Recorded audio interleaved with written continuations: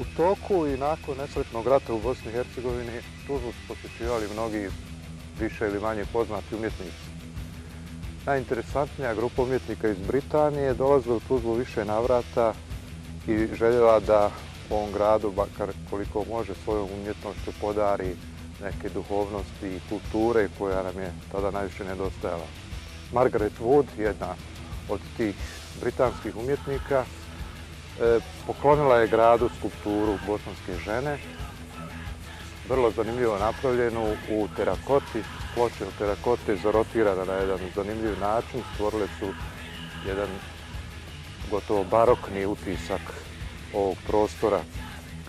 Margaret Wood je imala probleme s ovom skulpturom, iako je poklonila gradu, morala je da se pati godinama da ubijedi gradske oce da skulpturu postave na ovo mjesto i da joj daju nekakav značaj.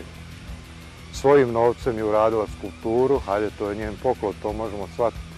Ali postavljanje skulpture, vrijeme i način na koji je živjela ovdje kod prijatelja, bez ikakve pomoći od grada, iako je bila gradska gošća broj 1 kao umjetnica, sve to je dalo jedan mučan utisak i bilo nas je sramota te žene koja je toliko željela da pokloni nešto ovome gradu.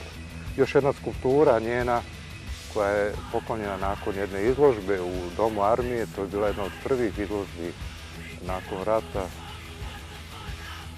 Postavljena je ispred komande korpusa i vrlo čudno da je tada načelnik Doma armije, Fuad Kasimović, umjetnik,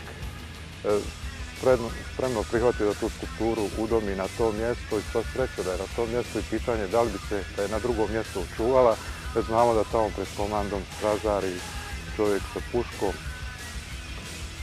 Ova skulptura je izložena nemaru djece koja se penju na nju i pomalo lome jedan po jedan komadić toga i pitanje koliko će još ostati na ovom mjestu koje je jedno od svakako najatraktivnijih lokacija za postavljanje skulptura.